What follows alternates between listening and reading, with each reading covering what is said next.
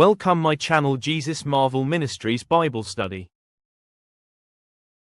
ప్రియమైనటువంటి వారలారా, అందరూ బాగున్నారా? అందరూ బాగుండాలని హృదయపూర్వకంగా ప్రార్థన చేస్తూ వస్తుంటున్నాము.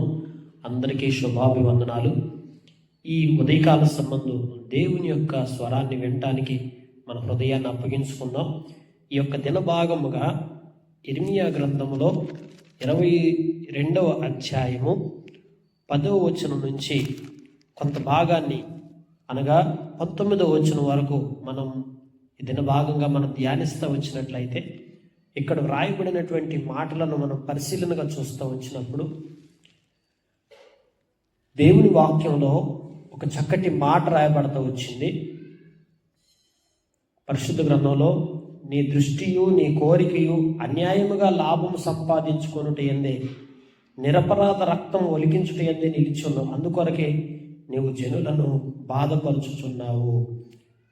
దేవుని యొక్క వాక్య భాగాన్ని చూస్తూ వచ్చినప్పుడు ఈ లోకములో మన దృష్టి మన మనస్సు ఏమై ఉన్నది, దేని మీద మన దృష్టి పెడుతున్నాం, దేని మీద మన మనస్సు ఉన్నది అనే విషయాన్ని దేవుడు ఎప్పుడు పరిశీలనగా చూస్తూ ఉంటాడు.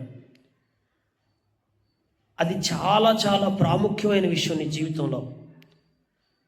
ఎందుకంటే ఈ సంగతులన్నింటిని కూడా యెషయా కుమారుడైనటువంటి ఆ షల్లూమును గురించి కొన్ని విషయాలు దేవుని వాక్యంలో రాయబడతా వచ్చినాయి. చనిపోయిన వారిని గురించి మనందరం ఏడుస్తూ ఉంటాము, అంగలారుస్తాం. వెళ్ళిపోచున్న వారి గురించి బహుగా రోదన చేస్తూ ఉంటాము. ఈ లోకం విడిచిపెట్టి వెళ్ళిపోయేటువంటి వారు మళ్ళీ తిరిగి రారు. అయితే ఇక్కడ షల్లూము తన స్వస్థలాన్ని విడిచిపెట్టి దూర ప్రాంతానికి వెళ్తా వచ్చినప్పుడు అతడు తిరిగి రాడు, అతడు జన్మభూమిని చూడడు, అతడు ఈ స్థలము నుండి వెళ్ళిపోయిన తర్వాత అక్కడే ఇక చనిపోతాడు, ఇంకా అతను వచ్చేటువంటి అవకాశమే లేదని దేవుడు మాట్లాడుతూ వచ్చున్నాడు. నిజంగా ఈ లోకంలో మనందరి జీవితాల్లో కూడా అశాశ్వతమైనటువంటి లోకంలో మనం బ్రతుకుతున్నాం. ఏ నాటికైనా ఈ లోకాన్ని విడిచిపెట్టి వెళ్ళాల్సిందే. ఈ లోకంలో ఏది కూడా మనం అనుభవించడానికి, మనం శాశ్వతంగా మనతో పాటు ఉంచుకోవడానికి కుదరని పని. అంటే మనం ఉన్నంతకాలం మనం అనుభవిస్తామండి, కానీ ఈ లోకంలో మనం ఏదైనా మన వెంట పెట్టుకొని మనం తీసుకెళ్ళిపోయేదంటూ ఒక్కటి కూడా లేదు. పైగా మన యొక్క లైఫ్ కూడా గ్యారంటీ కూడా లేదు. 10 సంవత్సరాలు బ్రతుకుతాం, 20 సంవత్సరాలు బ్రతుకుతాం, సౌఖ్యవంతంగా ఉండటానికి అన్నీ కావాలి కదా అని సమకూర్చుకోవడానికి ఈ లోకంలో మనకంటూ ఏది లేదు. ఒక్కసారి మనం ఈ జన్మభూమిని విడిచిపెట్టి వెళ్ళిపోయిన తర్వాత మనం ఎప్పుడు ఏమవుతామో తెలియదు. ఇప్పుడు షల్లూము చూడండి, తన స్వస్థలాన్ని విడిచిపెట్టి వెళ్ళిపోయాడు, అక్కడే చనిపోతాడు. ఎక్కడికైతే వెళ్ళాడో,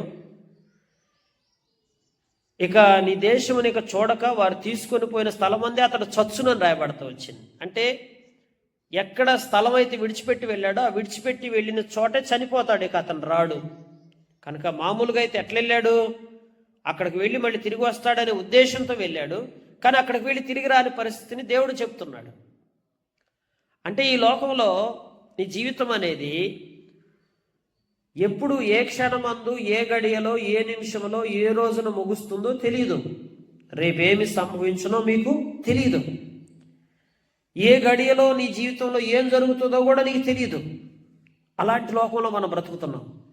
అయినా కానీ మనం ఏమనుకుంటుంటామంటే, ఈ లోకంలో ఏదైనా సరే శాశ్వతం అనుకొని దాన్ని సమకూర్చుకోవడానికి, దాన్ని సంపాదించుకోవడానికి క్షణం తీరిక లేకుండా నిరంతరం ప్రయాసపడి ఖాళీ లేని పరిస్థితుల్లో ఈరోజు మానవుడు గడుపుతున్నాడు. ఒక విధంగా చెప్పాలంటే దేవునికి సమయాన్ని కేటాయించే తీరిక కూడా ఈరోజు మానవుడికి లేదు.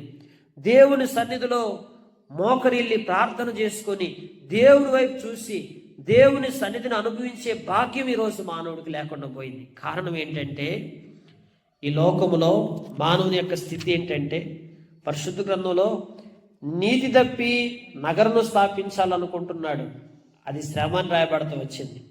న్యాయం తప్పి మేడగదులు కట్టించుకుందాం అనుకుంటున్నాడు, అది శ్రమని దేవుని వాక్యం చెప్తా ఉంది. జీతం ఇవ్వకుండా తన పొరుగు వాని చేత పని చేయించుకుందాం అనుకుంటున్నాడు, కొలువు చేయించుకుందాం అనుకుంటున్నాడు. అంటే జీతాలు లేకుండా పని చేయించుకొని, జీతాలు లేకుండా పనులందరినీ సమకూర్చుకొని ఆ విధంగా మన లోపల ఉన్న పేరాశతోటి మనం నగరాలు స్థాపించాలని, మేడగదులు కట్టాలని, ఇక్కడ ఏదో సమకూర్చుకోవాలనే ఆ ఇంటెన్షన్, అంటే ఆ ఆశతోటి మానవుడు పరుగులు తీస్తూ ఉన్నాడు.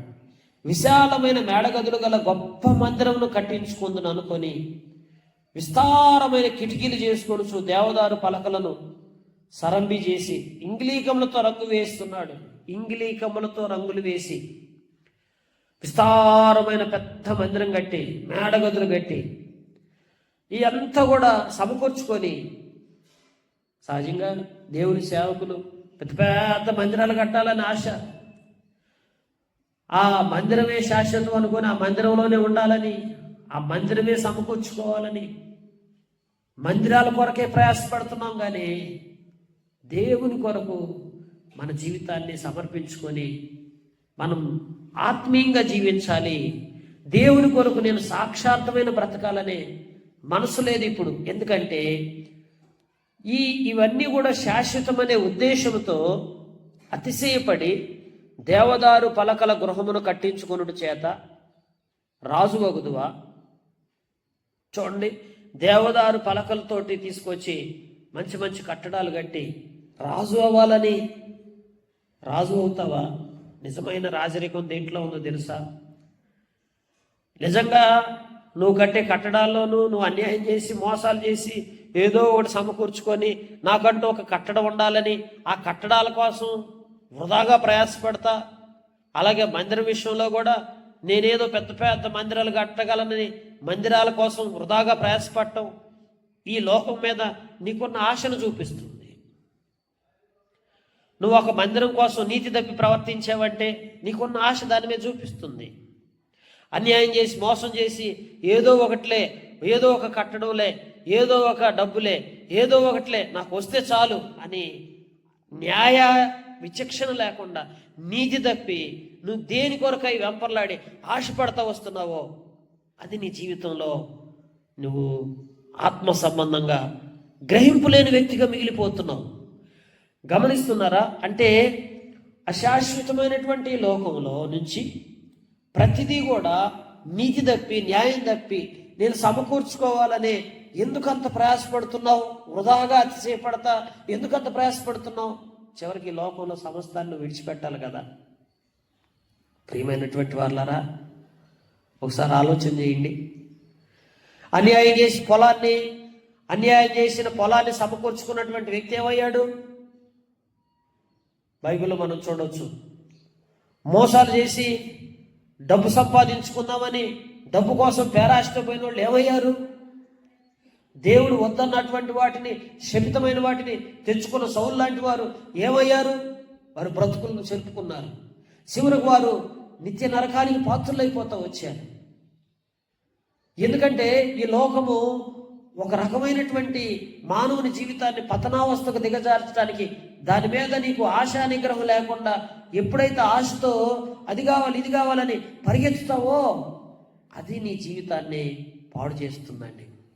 అందుకే బైబిల్లో చెప్పబడిన మాట ఏంటంటే, దేవుని వాక్యంలో మీ తండ్రి గురించి నువ్వు ఒక్కసారి ఆలోచించుకో.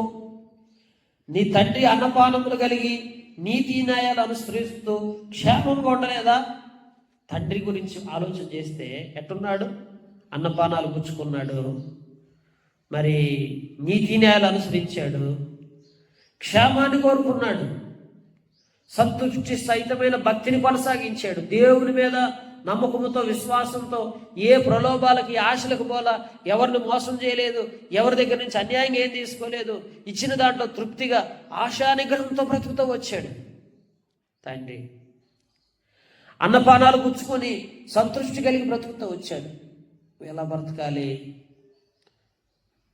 ఏ విధంగా జీవితాన్ని కొనసాగించాలి? ప్రియమైనటువంటి వాళ్ళారా, మన సాక్ష్యాన్ని కాపాడుకోవాలా, మనం నీతి కొరకు బ్రతకాలా, న్యాయబద్ధంగా జీవించాలా.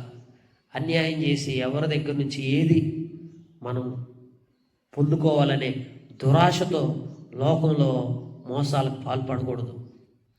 అది పొలం విషయంలో అయినా, స్థలం విషయంలో అయినా, మందిరం విషయంలో అయినా, లేకపోతే నీ పొరుగువాది ఏదైనా నువ్వు ఆశించే విషయంలో అయినా, ఎక్కడైనా సరే నీవు కనికరాన్ని ప్రేమించాలి. ఎవరైతే దీనులుగా ఉంటున్నారో, దరిద్రులుగా ఉంటున్నారో అట్లాంటి వారికి న్యాయం తీరుస్తా సుఖంగా బ్రతికాడు అంటండి యెషయా గారు. వారు సుఖవంతమైన జీవితాన్ని గడుపుతూ వచ్చారు. అలాంటి సుఖవంతమైన జీవితం ఈ రోజున పట్టుమని నీ సమయాన్ని దేవుని సన్నిధిలో మోకరించి ప్రార్థన చేయడానికి, నీ సమయం కేటాయించడానికి కూడా నీకు తీరిక లేని పరిస్థితి, ఏదేదో విపరీతమైన ఆలోచనలు, కూర్చుంటే లేస్తే ఒకటే ఆలోచన మనకి. ప్రియమైనటువంటి వాళ్ళారా, ఇన్ని ఆలోచనలు కలిగినటువంటి జీవితం దేవుడు ఇష్టపడట్లేదు. ఒకసారి మనం ఆలోచిస్తే దేవుని మహిమ నిమిత్తమై మనం ఎలాగ జీవించాలంటే గలతీ రాసిన పత్రికలో ఆశా నిగ్రహం అని ఒకటి ఉంటుంది.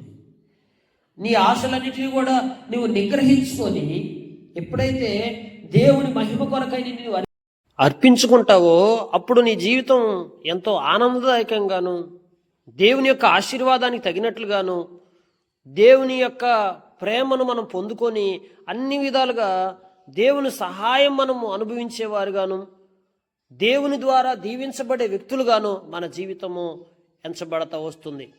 అందుకే పరిశుద్ధ గ్రంథంలో రాయబడుతూ వచ్చిన మాట ఏంటంటే, దేవుని వాక్యం చూస్తే నీ దృష్టియు నీ కోరికయు అన్యాయమును లాభము సంపాదించుకొనుటయందే, నిరపరాధుల యొక్క రక్తం ఒలికించుటయందే నిలిచి ఉన్నది. అందుకొరకే నీవు నీ జనులను బాధించున్నావు. కనుక మనం ఎప్పుడు కూడా మనం దృష్టి అంతా కూడా లాభం సంపాదించుకుందామనే దాని మీదే నీ దృష్టి ఉన్నప్పుడు, నీకు ఏది లాభయుక్తమైతే అది చేసుకుంటా పోతా వచ్చినప్పుడు నీతి న్యాయాలు తప్పి ప్రవర్తిస్తావు. అంటే లాభము కొరకు ఆశపడేటువంటి మనసు నీలో ఉన్నప్పుడు ఖచ్చితంగా నువ్వు నీతి న్యాయాల ప్రకారం బతకలేవు. ఎందుకంటే నీతి న్యాయాలు కలిగి జీవించాలనుకునేటువంటి వ్యక్తికి లాభంతో సంబంధం లేదు.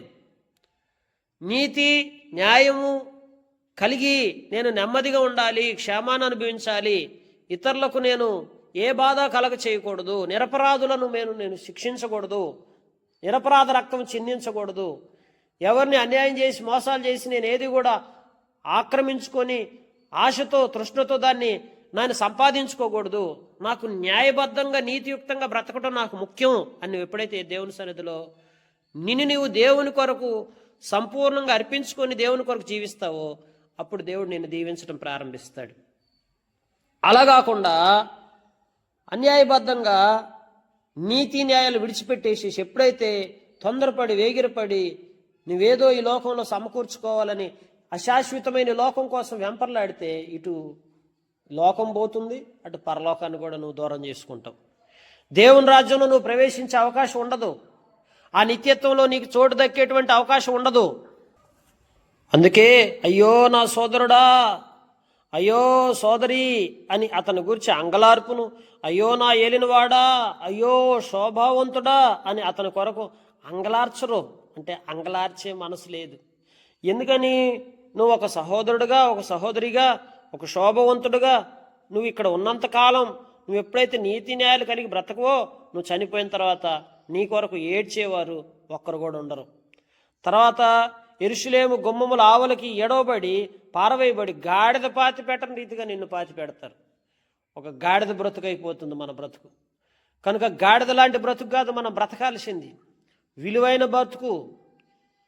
యెహోవా భక్తుల మరణం ఆయన దృష్టికి విలువగలదని చెప్పబడతా వస్తుంది. కనుక విలువైన బ్రతుకు మనం బ్రతికే వారికి ఉండాలి. గాడిద బ్రతుకు బ్రతకూడదు, గాడిదలాగా పాతి పెట్టబడే జీవితం.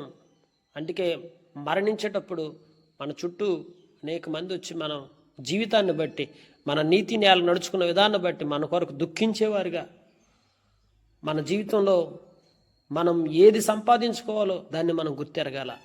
భూమి మీద మనం బ్రతుకున్నంతకాలం చక్కగా దేవుని మహిమ కొరకై ఎప్పుడైతే నువ్వు జీవిస్తావో నీ కొరకు అనేక మంది అంగలార్చేవారు ఉంటారు. అయితే ఒకటి చెప్పబడుతూ వచ్చింది, ఎవరి గురించి ఆడవద్దు, ఎవరి గురించి అంగలార్చవద్దని చెప్తూ వస్తున్నాడంటే, ఎవరైతే నీతి న్యాయం లేకుండా బ్రతుకుంటారో అలాంటి వారి కోసం అసలు మనం ఏడవలసిన అవసరమే లేదని చెప్తున్నాడు. కనుక దేవుని రాజ్యంలో నీవు ఉండాలంటే భూమి మీద ఒక సాక్ష్యాన్ని సంపాదించుకో. నీతి న్యాయాలు కలిగి వ్యక్తి సంతుష్టి సహితమైన భక్తి జీవితాన్ని కొనసాగించాడు, ఆత్మ సంబంధంగా దేవుని మహిమ నిమిత్తమై బ్రతుకుతూ వచ్చాడనే ఒక సాక్ష్యాన్ని సంపాదించుకొని లోకాన్ని విడిచిపెట్టి వెళ్ళిపోతే అది కదా నిజమైన భక్తి. దేవుని బిడ్డలారా, అట్టి జీవితాన్ని మనం కలిగి అట్టి రీతిగా మనందరూ ఆశీర్వాదకరంగా చేయబడలాగా దేవుడి మాటలు దీవించి మన గ్రహింపులో తీసుకొచ్చి మనకు సహాయం చేసి మనల్ని బలపరచునుగాక. Praise Lord. God bless you.